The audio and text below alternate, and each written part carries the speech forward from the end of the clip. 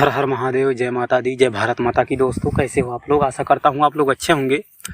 तो दोस्तों आज मैं आप लोगों के लिए लेकर के आ गया हूँ ऐसी दुर्लभ और रहस्यमयी ग्रंथ कि ऐसी ग्रंथ आप लोगों को सपने में भी कहीं देखने और सुनने को नहीं मिलेगा।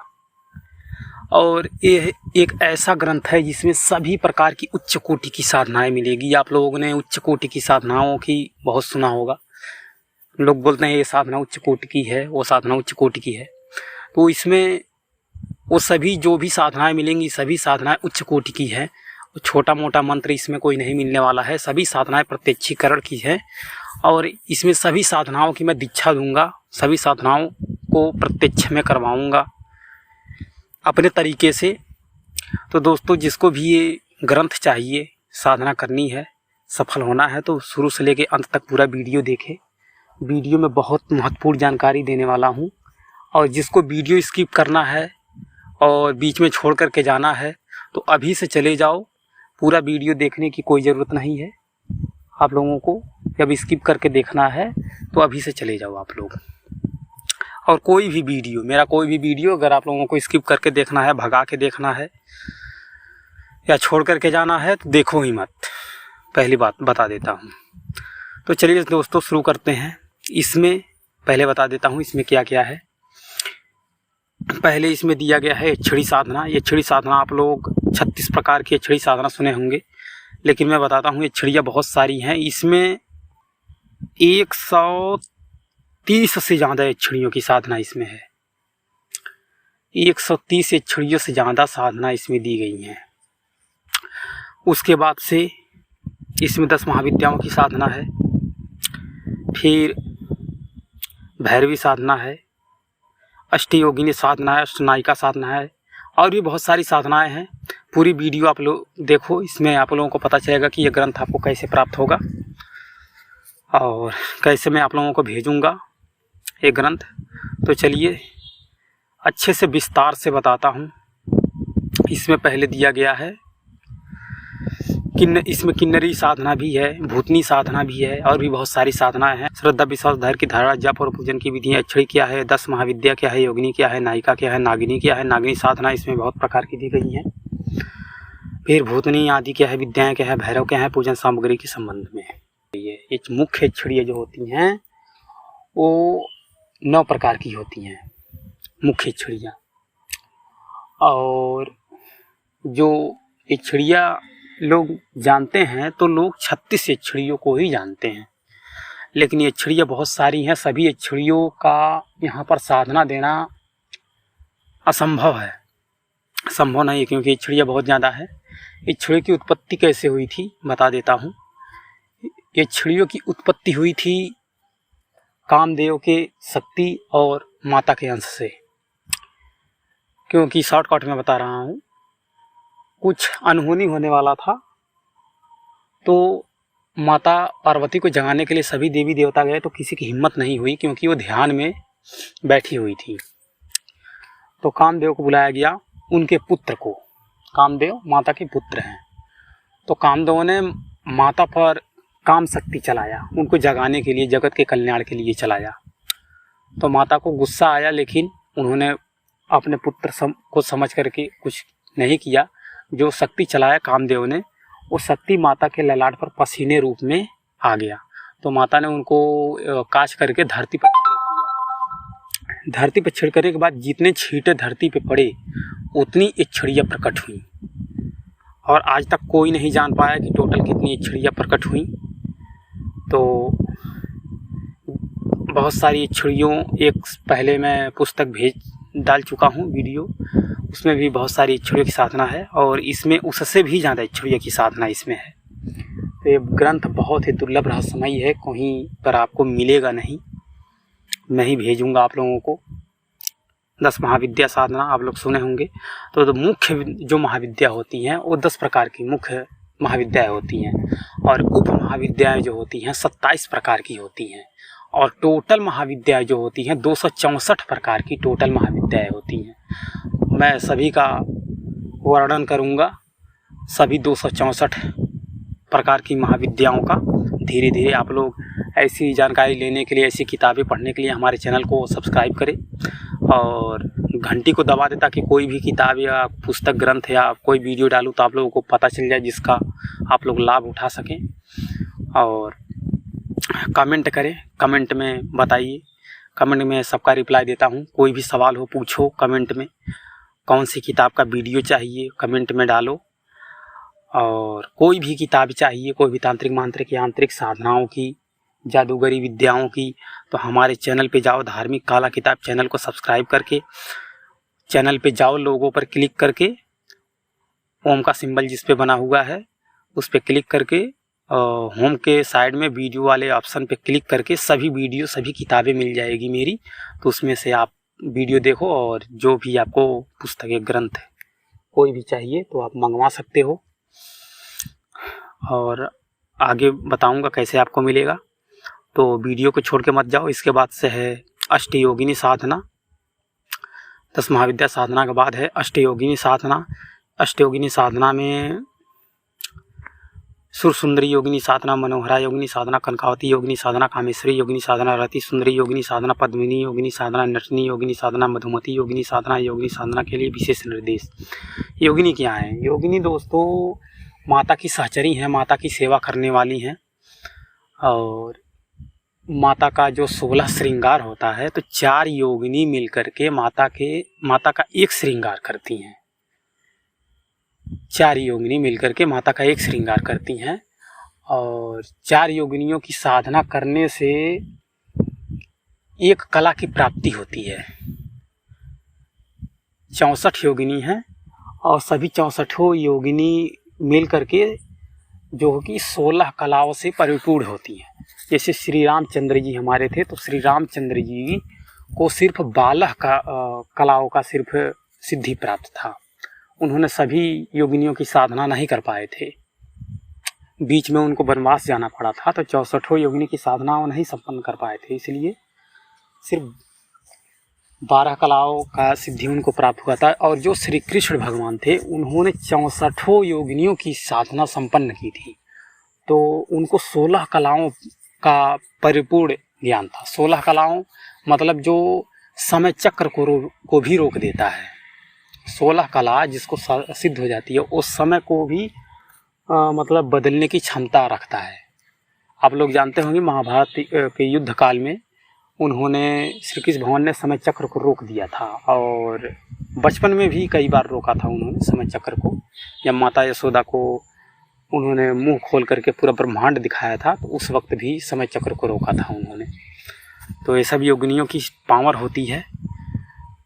और इसके बाद से है अष्टनायिका साधना। अष्टनायिका साधना देखो, इसमें है जया साधना, विजया साधना, रति प्रिया साधना, कांचन कुंडली साधना, स्वर्णमाला साधना, जयावती साधना, सुरंगड़ी साधना, विद्रामणी साधना। नायिका साधनाओं का प्रयोग किया जाता है सामने वाले दुश्मन की तंत्र साधना को भंग करने के लिए, उसको गलतफहमी में डालने के लिए। और नायिका साधना से भी सभी प्रकार की सिद्धियां मिलती है। ऐसा कोई काम नहीं जो नायिका ना कर पाए, क्योंकि जब बहुत सारी शक्तियां पीछे हट जाती हैं काम करने से, तो नायिका साधना का वहाँ पे प्रयोग किया जाता है।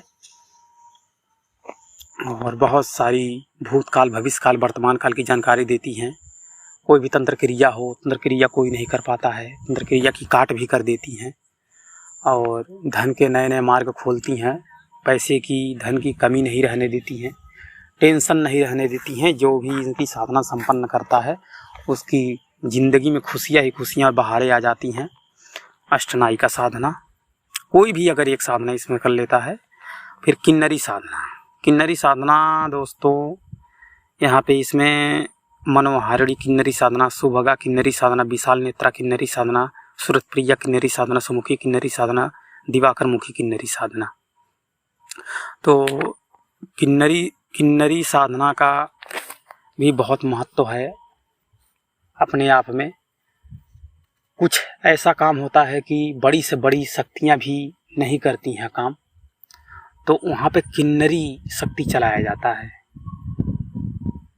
छल कपट की शक्ति जैसी किन्नरी काम करती है, और भी बहुत सारे काम करती है कि हाँ, किन्नरी साधना जो करता है उसके पास धन की एकदम कमी नहीं रहती है। धन बहुत ज़्यादा अधिक मात्रा में होता है।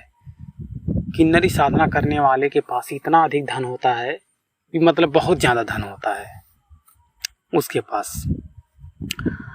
और कुछ नेगेटिव प्रभाव भी होता है। देखो, हर साधना का अगर कोई पॉजिटिव प्रभाव है तो उसका नेगेटिव प्रभाव भी होता है। तो आगे बताऊंगा किन्नरी साधना का नेगेटिव प्रभाव बता ही देता हूँ। किन्नरी साधना करने से देखो, कोई भी साधना अगर करते हो तो शक्ति जैसी होती है, इंसान का स्वभाव भी वैसा ही होता है। किन्नरी साधना करने से पूरा नहीं, बस थोड़ा थोड़ा बोलचाल में या भाव में, हालचाल में थोड़ा सा शक्ति जैसा शरीर अपने आप को आदमी थोड़ा बना लेता है बोलचाल में। फिर नागिनी मंत्र, अष्टनागिनी साधना। अष्टनागिनी साधना में है अनंतमुखी नागिनी साधना, कर्कोटमुखी नागिनी, पद्मिनी मुखी नागिनी, तक्षक मुखी नागिनी, महापंचमुखी नागिनी, वासुकी मुखी नागिनी, कुलीर मुखी नागिनी, शंखिनी नागिनी। नागिनी मंत्र साधना पहली विधि, दूसरी, तीसरी, चौथी, पाँचवीं, छठी, सातवीं, आठवीं, नौवीं, 10वीं, 11वीं 11 विधि दिया गया है और इतनी नागिनी साधना दिया गया है। नागिनी साधना का प्रयोग दोस्तों होता था गलत काम करने के लिए, मतलब धन की कमी नहीं रहती है, मतलब आश्चर्यजनक रूप से धन आता है जो कि नागिनी साधना करता है। और नागिनी साधना का प्रयोग पुराने ज़माने में लोग करते थे राजा महाराजाओं को मारने के लिए, उनके राज्य को हड़पने के लिए, क्योंकि राजाओं महाराजाओं की और जो बड़े बड़े होते थे जिनकी सिक्योरिटी बहुत टाइट होती थी, बहुत हाई होती थी, सुरक्षा बहुत मजबूत होता था, तो उनको उनके लिए नागिनी साधना करके भेजा जाता था। तो नागिनी साधना सांप बन करके भी जाती थी और इंसान रूप में भी जाती थी। आज के समय में तो इंसान के रूप में तो नहीं जाएंगी, बाकी कुछ लोग ऐसे हैं जो सांप के रूप में भेज देते हैं। मैंने कुछ लोगों से मिला हूँ अपने ज़िंदगी में, और फिर कभी बात करूँगा। तो ये क्या करती थी, नागिनी जो होती थी राजा के लिए, जैसे खाने पीने में पानी गया खाने के लिए या पीने के लिए पानी गया, कुछ भी गया, तो उसमें अपना जूठन छोड़ देती थी, मतलब उसको जूठा कर देती थी, उसमें अपना लार उसमें टपका देती थी, जहर। तो जब राजा उसे खाता या पीता था तो राजा की मृत्यु हो जाती थी और सामने वाला जो होता था उसके राज्य को हड़प लेता था। तो और भी बहुत सारी चीज़ें हैं नागिनी मंत्र के, इनको भी भूतकाल, भविष्यकाल, वर्तमान काल की जानकारी बहुत अच्छी होती है नागिनी मंत्र की। और धन में तो नंबर 1 है, क्योंकि आप लोग सुने होंगे जहाँ पे नाग नागिन होते हैं वहाँ पे गड़ा धन ज़्यादा होता है। तो ये लोग जहाँ पे होती हैं धन वहाँ पर अपने आप चल करके आता है इनकी साधना करने से। उसके बाद से है नागिनी साधना के बाद से है भूतनी साधना। नवभूतनी साधना की मैंने वीडियो डाली थी। तो भूतनी साधना अब आप लोग जानते हैं, इसमें सभी सत्कर्म किए जाते हैं भूतनी साधना से। अच्छा काम, बुरा काम, मारण, मोहन, उसीकरण, विद्वेषण, स्तंभन, कीलन, उच्चाटन, सभी प्रकार का काम किया जाता है। और भूतों को निकाला भी जाता है इनके द्वारा, भूतों को चढ़ाया भी जाता है किसी को ऊपर इसके द्वारा। और नवभूतनी की थोड़ा थोड़ा अंतर होता है, सभी का अपना अलग अलग महत्व है। तो भूतनी में देखिए भूतनी मंत्र, महाभूतनी साधना, कुंडलवती भूतनी साधना, सिंदूरी भूतनी साधना, हरड़ी भूतनी साधना, नटी भूतनी साधना, अति नटी भूतनी साधना, चेतिका भूतनी साधना, फिर है कामेश्वरी भूतनी साधना, कुमारिका भूतनी साधना,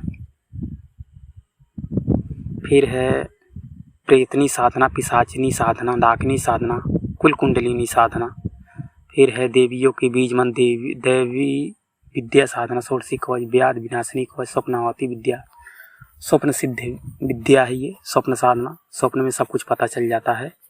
फिर मृत संजीवनी विद्या है। मृत संजीवनी विद्या में एक वीडियो बहुत वायरल हुआ था, उसमें गलत जानकारी दी गई थी, लेकिन ओरिजिनल जानकारी दोस्तों कोई भी नहीं बता पाएगा। ओरिजिनल जानकारी जो 100 साल, कई 100 साल पुराना जो ग्रंथ होगा, हज़ारों साल पुराना जो ग्रंथ होगा, उसी में आपको ओरिजिनल मंत्र और पूर्ण विधि विधान असली वाला मिलेगा। बाकी किसी को जानकारी नहीं होती है, जो गुप्त विद्या होती हैं। इसके बारे में सब वीडियो बनाते हैं कि ये साधना करने से ये होता है, वो होता है, लेकिन साधना कोई नहीं करवा पाएगा दोस्तों, मेरा चैलेंज है, क्योंकि किसी के पास है ही नहीं। उसके बाद से है मधुमती विद्या, पद्मावती विद्या, फिर बटुक भैरव साधना दिया गया है, बटुक भैरव मंत्र साधना में करागन्यास ध्यान के स्वरूप, सात्विक ध्यान, राजस ध्यान, तामस ध्यान, ध्यान का फल, भैरव पूजा का मंत्र, बलिदान विधि। जैसे सात्विक, राजस और तामस तीनों प्रकार से करने पर भैरव की साधना सफल होती है। प्रत्यक्ष में सामने भैरव खड़े होते हैं और वचन देते हैं। और इसके बाद से है भैरव साधना आगे भी दिया गया है, भैरव साधना की अन्य प्रणालियाँ। दोस्तों यक्षणीय साधना की एक बात बता देता हूँ कि यक्षणियों की साधना जो आदमी करता है, तो जब वचन होता है यक्षणीय सामने जब प्रकट होती हैं यक्षणी, तो कुछ वचन यक्षणियाँ भी लेती हैं और कुछ वचन देती हैं, और कुछ वचन साधक भी लेता है और यक्षणियों को देता है। यक्षणियाँ वचन उसमें लेती हैं कि जो कामदेव का जो शक्ति जो चलाए थे, तो कामदेव का शक्ति जो है कि श्राप रूप में है, 50-50% है, 50% माता का है शक्ति और 50% कामदेव का जो शक्ति है। तो जो माता का उसमें अंश है वो वरदान स्वरूप है यक्षणियों में, और जो कामदेव की जो शक्ति है वो श्राप रूप में है।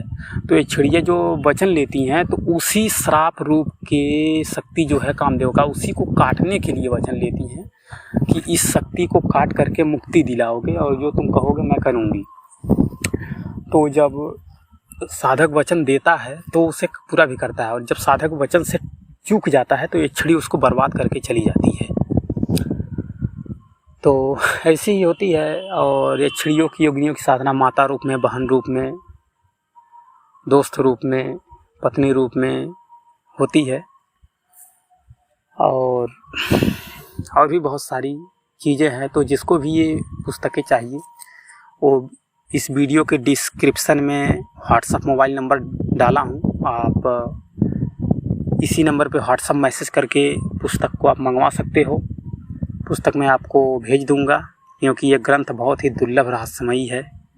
ऐसा ग्रंथ आप लोगों को कोई नहीं बता पाएगा, ना दिखा पाएगा, ना दे पाएगा। और बता दूँ आप लोगों को कि आप लोग सोचते होंगे कि ये अलग अलग साधनाएँ क्यों है, योगिनी साधना, नायिका साधना, किन्नरी साधना, नागिनी साधना, यक्षणी साधना और भी तमाम प्रकार की साधनाएं, भूत प्रेत राक्षस पैताल की साधनाएं आखिर लोग करते क्यों होंगे। आप लोगों के दिमाग में कभी न कभी ये जरूर आया होगा कि जब एक ही साधना से सभी चीज़ें मिल जाती हैं तो सबकी साधना करना जरूरी क्यों हो जाती है। तो दोस्तों जानकारी आप लोगों को कोई नहीं दे पाएगा, मैं आपको बता देता हूँ कि जैसे कि आप लोगों को अगर शक्ति लेना है, ताकत लेना है, तो भैरव साधना करते हैं तो उससे भी तो सभी चीज़ें मिलती हैं। भैरव साधना करने से भी सभी चीज़ें मिल जाएगी, लेकिन जो आँख में जलाल मिलेगा, जो पावर मिलेगा, वो ज़्यादा मिलेगा भैरव साधना से। बाकी सभी धन संपदा और बुद्धि विचार मान सम्मान ये कम मिलेगा। बुद्धि अगर बढ़ाना है तो बुद्धि बढ़ाने के लिए तंत्र साधना करना है तो सरस्वती जी की साधना लोग करते हैं। अब सरस्वती जी की साधना करने से भी सभी चीज़ें मिलेगी, सब चीज़ें, टोटल चीज़ें मिलेगी, और मतलब हर प्रकार की। अच्छा भी काम कर सकता है आदमी, बुरा भी काम कर सकता है, लेकिन क्या है कि बुद्धि प्राप्त करने में आप लोगों को जल्दी मिलेगा, ज़्यादा मिलेगा, तुरंत मिलेगा और अधिक मात्रा में मिलेगा। बाकी सभी काम करने में आपको ज़्यादा टाइम लगेगा, कम मात्रा में मिलेगा, ज़्यादा मेहनत करनी पड़ेगी। तो इसीलिए सबकी साधनाओं का एक अलग महत्व होता है। जैसे बुरा काम करने के लिए देवी देवताओं का प्रयोग नहीं करना चाहिए, और बुरी शक्तियाँ का प्रयोग बुरी चीज़ में करना चाहिए, अच्छी शक्तियों का प्रयोग अच्छी चीज़ में करना चाहिए। क्योंकि अगर आप अच्छी शक्तियों का प्रयोग बुरी चीज़ में करोगे तो वो शक्तियाँ फिर बुरी बन जाएगी, फिर वो कुछ दिन के बाद आप ही का बुरा करना स्टार्ट कर देगी। और बुरी शक्तियों से अगर अच्छा करोगे तो वो बुरी शक्तियाँ कुछ दिन में अच्छा बन जाएगी और वो फिर बुरा काम नहीं करेगी, काम करना ही बंद कर देगी। फिर आप कहोगे कि ये शक्तियाँ ऐसे पहले काम करती थी, अब तो काम नहीं करती हैं।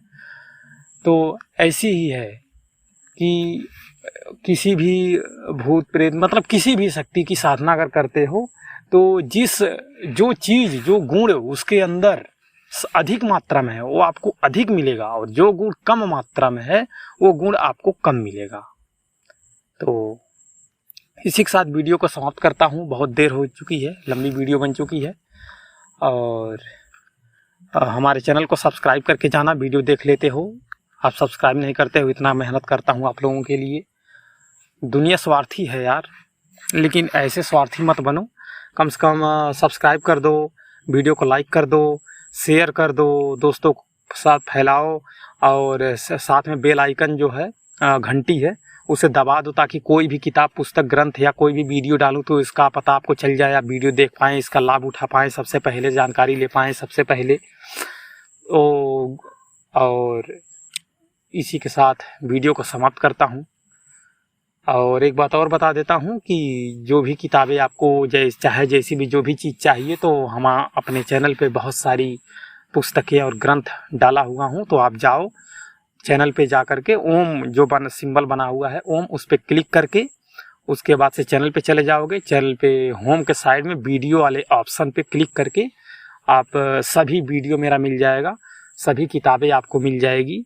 तो आप वीडियो देखो, सभी किताबें आप देखो, पसंद करो कौन सा पुस्तक, कौन सा ग्रंथ, कौन सी तंत्र साधनाओं की चीज़ चाहिए, आप जाओ देखो और मंगवाओ, लाभ उठाओ, साधना में सफल हो। इसी के साथ वीडियो को समाप्त करता हूँ। तब तक के लिए हर हर महादेव, जय माता दी, जय भारत माता की।